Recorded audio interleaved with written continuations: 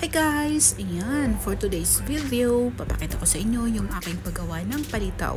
So, kailangan natin ng glutinous rice flour. Ayan.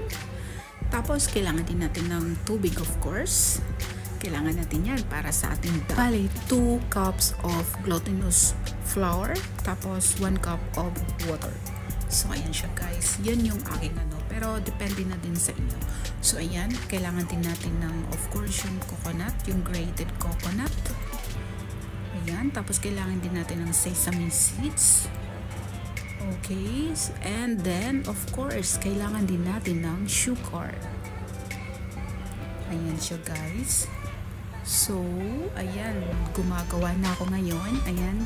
Naghahalo na ako nung water at saka yung flour ko. Tapos, hahalo-haluin natin yan hanggang sa mabuo mo yung dough na mo. Tapos, bale, ikaw na yung mag-a-adjust kung sa tingin mo okay na yung dough. So, ayun. So, sa akin parang mabasa pa siya. So, nilalagyan ko pa yan ng flour. So, ayun na siya. Parang pero sa tingin ko hindi pa siya ganun so nilagyan ko ulit ng flour. Ayan, so dahan-dahan ko lang inuubos yung yung 2 cups ko. Tapos ayan, parang okay na siya. So parang makakagawa na ako niyan ng mga bilog-bilog. So ngayon, habang nagagawa ako niyan guys, nagiinit ako ng tubig dun sa ko. So ayan na siya. Okay na siya. Sa tingin ko, pwede na siya eh.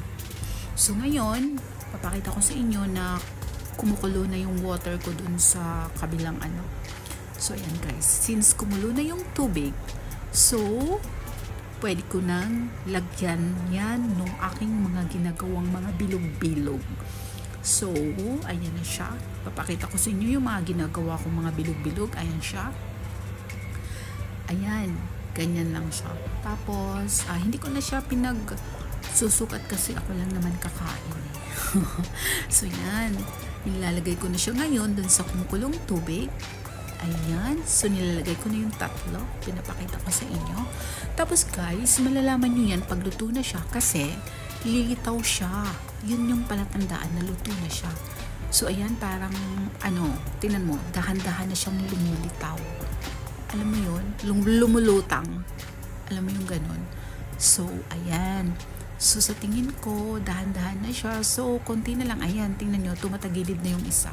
Pinapakita ko lang sa inyo na malapit ko siyang tatanggalin para, ayan lumutang na yung isa. Tingnan nyo. So, ngayon, kukunin ko na yan. Kasi lumutang na siya. So, meaning, luto na siya. So, ayan siya, guys. Luto na yung ating mga ginagawang bilog-bilog. So, ngayon, ilalagay ko siya, tatanggalin ko na siya, tapos ilalagay ko siya dun sa nyog. Ayan, una kong ilalagyan yung nyog. Tapos, pagkatapos niyan, ayan, binabaliktad ko lang. Babaliktarin ko yan. So, ayan na siya. Pagkatapos niyan, ilalagay ko naman siya doon sa aking, anong tawag dito, yung sesame seeds at saka yung sugar na pinaghahalo ko. So, ayan guys, dyan ko naman siya ngayon ilalagay. So, ayan, papakita ko sa inyo. Ilalagay ko na siya. Ayan, then, pagkatapos nun, ayan na ang aking palitaw. Ayan na siya, guys. So, alam mo, ang sarap-sarap ng kumain. Alam mo yung ganun? Kasi namimiss ko talaga siya eh. Kaya, excited na akong kumain sa ginagawa ko.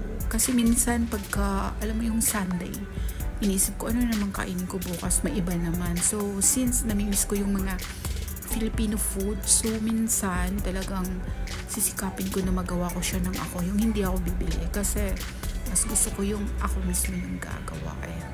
So, ayan guys, nakikita nyo yung aking palitaw. So, ito na yun, yung aking finished product. Ayan, pakain na ako niyan. Meaning, I'm so excited for my palitaw. Ayan guys, so yummy, yummy, yummy, yummy talaga as in. Ayan, so guys, please don't forget to follow me. And then, thank you for watching. Bye!